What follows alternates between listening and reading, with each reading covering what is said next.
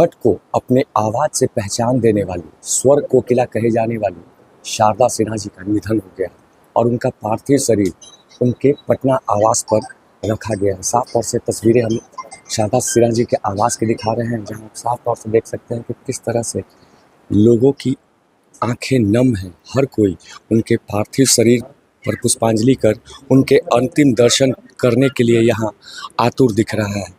तस्वीरों के जरिए हम आपको दिखा रहे हैं कि किस तरह से नेताओं हों या फिर कला क्षेत्र से जुड़े हुए लोग हों, वो स्वर कोकिला, बिहार की स्वर कोकिला कहे जाने वाली शारदा सिन्हा जी के अंतिम दर्शन के लिए यहाँ पहुँचे हैं। हम जुड़ते हैं और बात करते हैं। सर, बिहार ने एक बड़ा अनमोल रत्न खो दिया है, क्या कुछ कहेंगे? ये पूरे बिहार के लिए, पूरे हिंदुस्तान के लिए बहुत, हम लोग के लिए बहुत बड़ी क्षति है।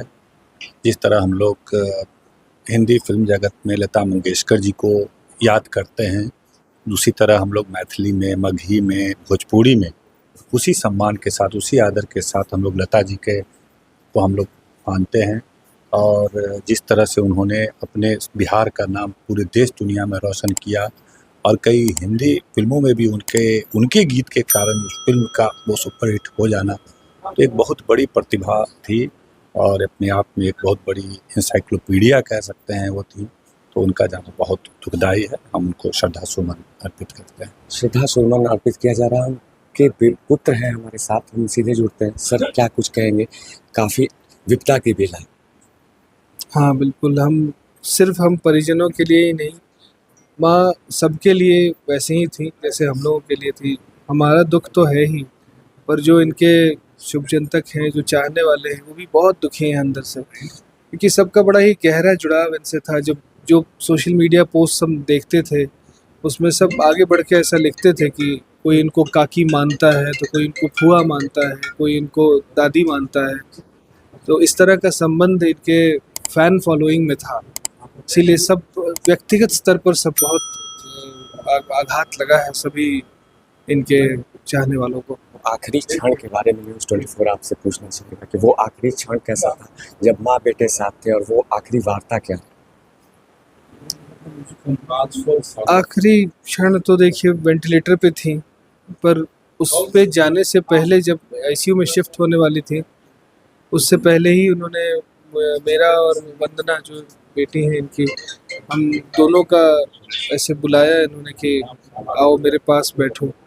दोनों का हाथ पकड़ लिया इन्होंने और हमें इस तरह का इशारा दे कि अब मुश्किल हो रही है मुझे, तुम लोग तैयारी करो। में गीत गुनगुना रही थी, इस तरह की भी जानकारी? बिल्कुल बिल्कुल, जब थोड़ी सी अवस्था इससे बेहतर थी, जो अभी वेंटिलेटर पे गई हैं, तभी भी उस समय क्या है कि लंग्स का एक्सरसाइज वगैरह कराना पड़ता है ताकि लंग्स ठीक से काम करें। तो वो मशीन पे एक्सरसाइज करने के बजाय रियाज करना प्रेफर करती थी। मैंने कहा कि मैं रियाज करके ही एक्सरसाइज कर लूँगी। तो मैंने कल छोटा सा वीडियो भी डाला था इसका, वो निर्गुण गा रही हैं, सैया निकस गए मैं ना लड़ी थी। वैसे ही इनकी जिजीविषा थी गाने के लिए और संगीत के लिए समर्पित एक ऐसा व्यक्तित्व मैंने ये समर्पण कहीं नहीं देखा है। और ये इनबॉर्न है, बनाया हुआ नहीं है, प्रभु की देन है। एक होता है कि कोई व्यक्ति कुछ मेहनत करके अचीव करता है, इनके साथ एक खासियत थी, इनके जो गुरु थे वो भी ये कहते थे कि आपको स्वयं भगवान ने दे के भेजा ऊपर से। अंत्योष्टि को लेकर क्या कुछ सोचा है? कब इनका अंतिम संस्कार? कल अंतिम संस्कार की बात सोची गई, इसलिए कि आज बहुत लोग हैं जो दर्शनाभिलाषी हैं और अंतिम दर्शन हेतु हमने इनको यहाँ रखा है।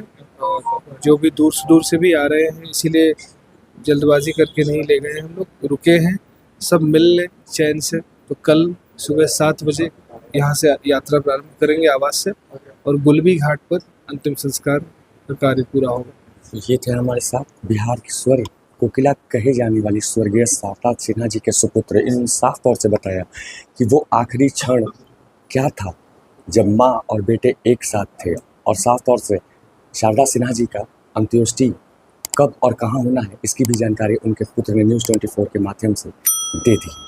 नीरज त्रिपाठी, न्यूज़ 24, पटना।